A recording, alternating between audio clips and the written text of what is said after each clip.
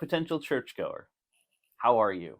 I am so glad you're here, and if this is your first time on my channel, I am so glad to meet you. This isn't what we normally do here, but this is something that I felt would be useful. It's something that I'm helping people with all the time, and that's how to go to church. Maybe for the first time ever, or maybe you're coming back to church after a long time away. Either way, I'm just so happy to see you. Naturally, the first thing you're going to have to do is decide where to go on Sunday.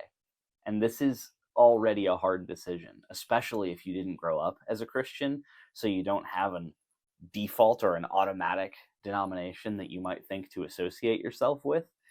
It can be really intimidating when you look up churches near me and you see Presbyterian churches, Anglican churches, Lutheran churches, Catholic churches, Orthodox churches, Methodist churches, on and on and on. And that's really intimidating, and I get it. I'm not here to sell you on any one tradition of Christianity. I'll do that in another video on another channel that I have. I'll link that below. But my encouragement today is just to give you a sort of blueprint of what church on Sunday looks like, so that when you do go to church, you'll have some idea of what to expect. Again, a non-denominational church and an Eastern Orthodox church are going to look very different. So it won't be a perfect guidebook on every tradition, but it will at least help you not feel like a fish out of water. What I will say, though, is that there are churches that I'm going to tell you to avoid. I'm not here to debate. I'm not here to start anything.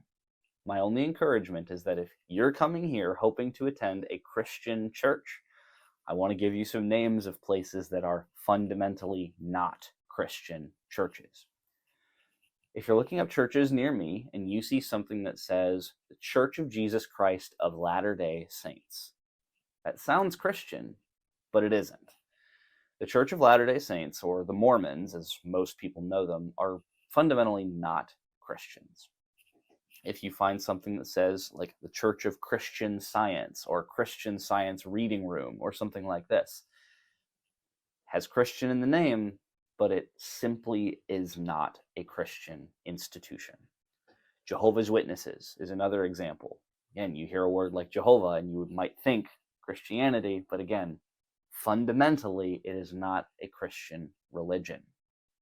They have Christian adjacent themes and words, but in their essence, they are fundamentally opposed to the Christian religion.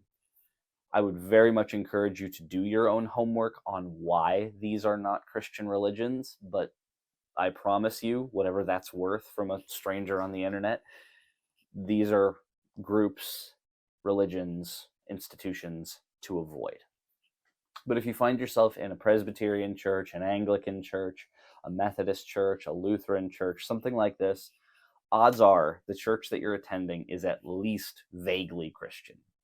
There are subsets in every church that should also be avoided. Again, I'm not here to go way down that rabbit hole with you right now. Just maybe do a little bit of Googling on a few churches of a few different names to get a rough idea of where you're going. But as long as you avoid the groups that I've told you, you're already starting off on the right foot. With that, once you've decided to go, it's important then to get ready, because you have to be there to go through the rest of it. And one thing people ask me all the time is, how do I dress? So you did your homework, you went online, and you figured out what church you're planning on visiting this Sunday. Sunday arrives, and it's time to get ready. A lot of times people are really hung up on what they're supposed to wear to church, and it's not that big of a deal, really. Most churches don't have a super strict dress code. Some extremely traditional branches of Christianity will have expectations, but the main thing you want to shoot for is just modesty, and you don't want to wear anything that could be seen as offensive or disrespectful. For example, I wouldn't wear a giant hat on your head that had one of the most ridiculous poems you've ever read, nor would I recommend wearing a shirt that has a picture of a fish on it with a misspelled word. Those wouldn't be good choices for a Sunday service. Rather, I would tell you to wear something like this. This is way better. Guys, just wear a polo and khakis. you'll fit in just fine at any church if that's what you're wearing. If you're the most underdressed person, it won't be so drastic that you'll stick out like a sore thumb. But if you're the most overdressed person, it's still not like showing up to the gym in a three-piece suit. This will work at any church that you visit. Ladies, again, just modesty. I'm not going to be overly picky about certain things. I'm not one of these dogmatic head coverings guys. I'm not of the opinion that women can't wear pants to church. Just aim for modesty. Whatever the female equivalent of a polo and khakis is, just go with that. You'll be fine in any situation you find yourself in. You can hear the bells behind me. The next thing, after you've decided where you're going to go, you've gotten dressed, Sunday will roll around, and then it's time to show up and go to church. I'm here in the evening, so that's why nobody's here. But Sunday morning, get here about 10-15 minutes ahead of time. That way you won't miss anything, and you have a chance to say hi to some people, maybe grab some coffee, look around. There might be some information or brochures that you can grab. Always a good idea to get here just a little earlier than you think you need to be. So you made it, you're 15 minutes early, like I said you should be, and you walk in the front doors of the church, and you find yourself in a room kind of like this one. Church might call it the narthex, or they might just call it the lobby. It's the same thing. And there's a couple things you should probably expect when you walk into the church building and into the narthex for the first time. There will probably be a lot of literature posted somewhere, like what you see behind me. Maybe the church's recommended books. Maybe they have a statement of faith, a little about us thing, and whatever else they want to put up. But those are the normal things. And you'll probably be met by a person. Most churches will have someone called an usher or a greeter or something like this, whose responsibility is to say hello, to shake your hand. And because they won't recognize you if you've never been before, they'll probably be very excited to see you. Some people might be a little overzealous. Be patient. It's easy to get excited to see a new face. But the greeter will probably have something like this for you. This is called a bulletin. Some of these are like a novel where it's as thick as a Bible. Sometimes they're nice and compact, kind of like this one. This is ours from last Sunday.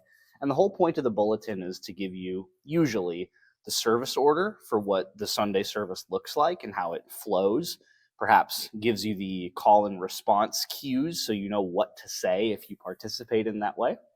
And it'll usually have announcements, maybe the Bible readings for the day, and a few other things. But definitely grab one of these if it's your first visit, because the whole point of this thing is to help you through, to help you navigate Sunday. So make sure you grab one of these from the greeter, shake their hand, tell them your name, tell them how you found the church. You'll make a quick friend, because the greeters are usually some of the friendliest and most outgoing people in the church. And once you've done that, you're obviously free to wander until service starts. You can go into the sanctuary, which I'll take you to in just a moment.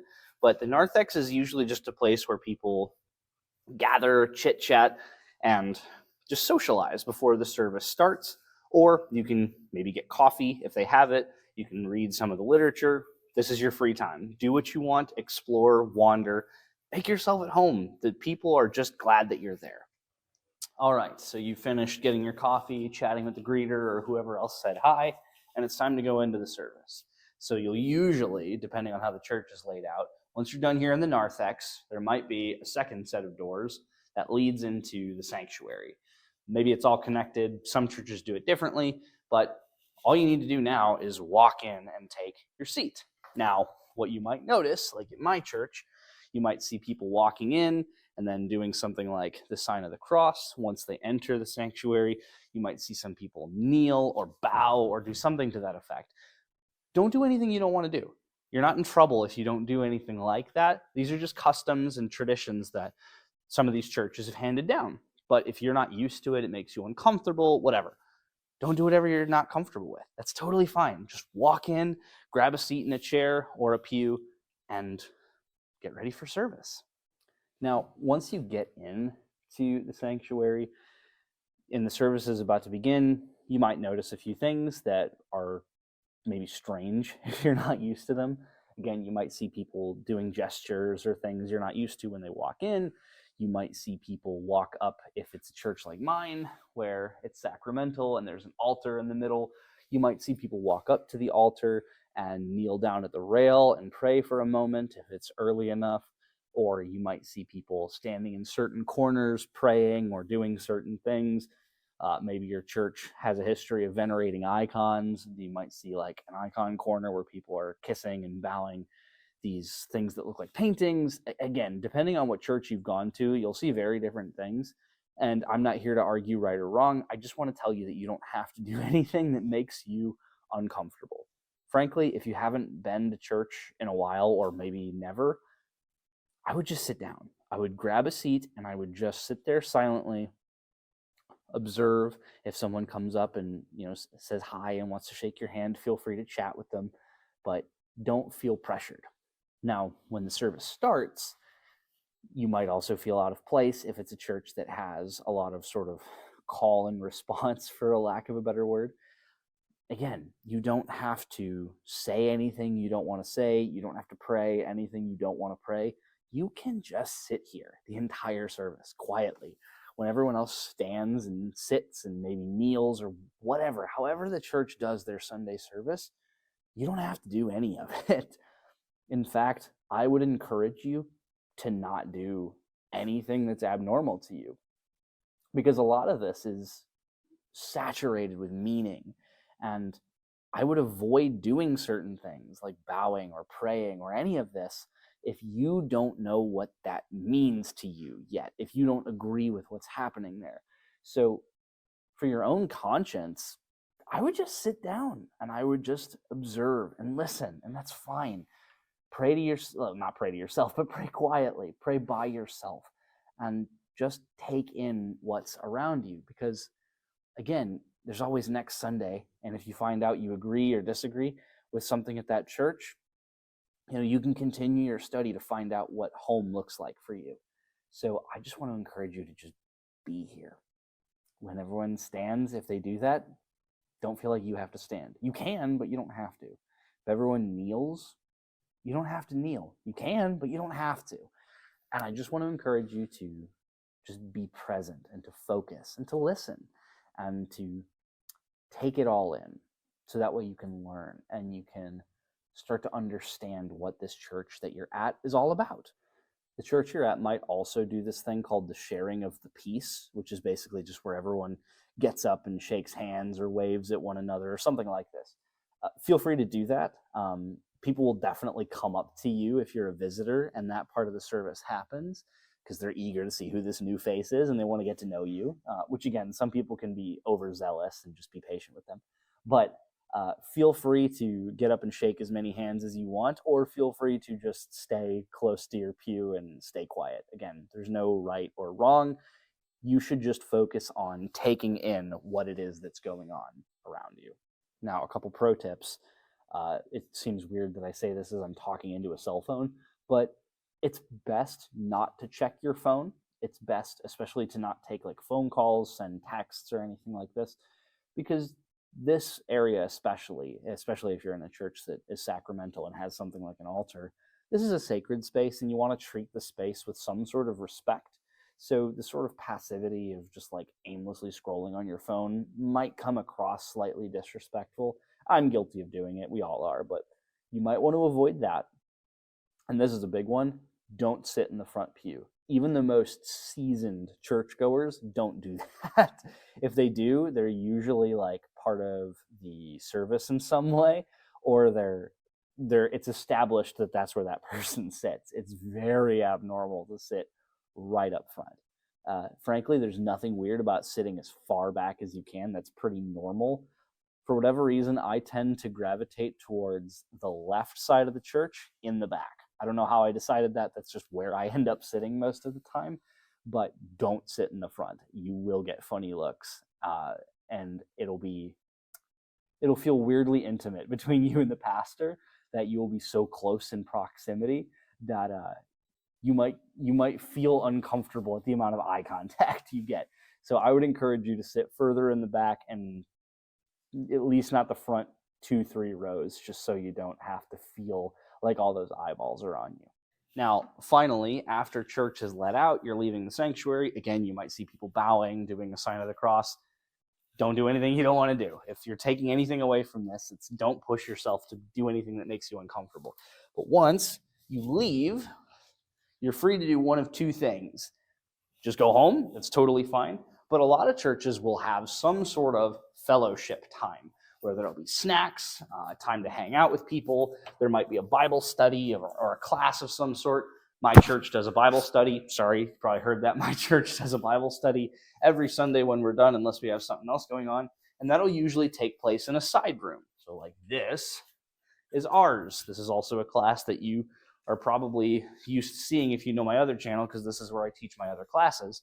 But feel free to hang out. Again, the church would love to get to know you and talk to you, see what you're all about so that they can help you and see what they can do to provide for you. So I would encourage that. But again, if you just want to go home, you are totally free to do so. You won't get weird looks. Most of the time, like half the congregation or more doesn't stay for these things, so you don't have to.